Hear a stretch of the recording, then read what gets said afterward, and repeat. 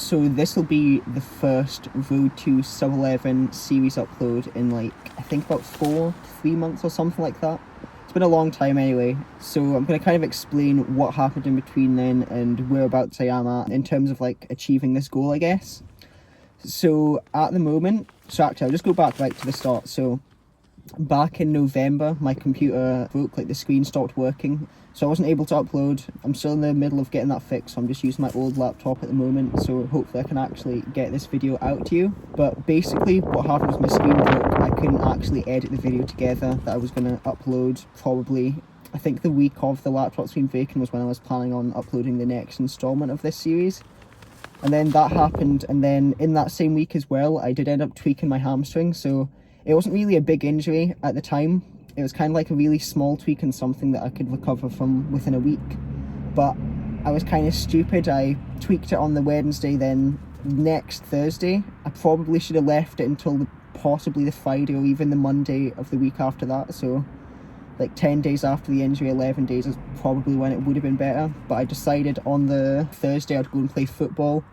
And I don't think that helped because I didn't end up tweaking it. I did some accelerations, but I didn't really end up tweaking it, but it just wasn't ready to actually start like sprinting again or even just accelerating again. So I probably shouldn't have done that, and that was a bad idea, and that kind of just set me back further.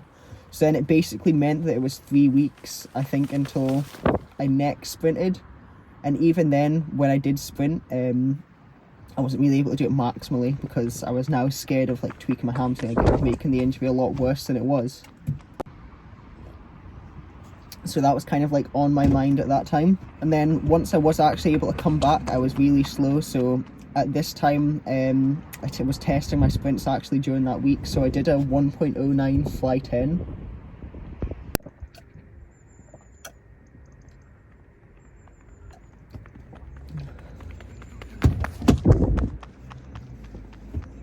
And then I also did like a 30 meters, and I did like it was like the bobsleigh kind of test where they go like 1 meter in front of the line. So I ended up doing that, and I ran like a 396, and I think I definitely should have been in the 3.7 realm, but I just wasn't able to actually do that on the day. Yeah, so then after that I did start to get back into proper sprint training around about the start of December. So that's when I properly started to get back into it. And I've done about a month of that now. We're now in, I think it's January the 6th, 2021 now. So I've had a month and a bit of that, but I've just not been able to push maximally. Well, it's not that I've not been able to push maximally. I have been able to push maximally, but it's just been cold, so I've not been able to perform well in the cold weather. So I'm kind of in this stage where I'm a lot faster than I was last year, but not faster than what I was in October last year. Like this time last year, I was like I think I ran a 4.7 roughly over 30 meters, something like that. So it's good progress that I've made, but obviously I'd like to be faster than what I was back in October. But I'm just gonna have to wait till like March, maybe April, to actually see myself get back to that level. So hopefully that happens. But that's about it for the update. Still kind of working towards that goal. Over the past few weeks I've been working on a lot more elastic activities. So did some fly 20s with a sprint in the cycle before this. I'll probably show you some of those on screen now. And then I'm doing some fly 30s now. So I did one last week still in December. I think it was my last sprint session of December.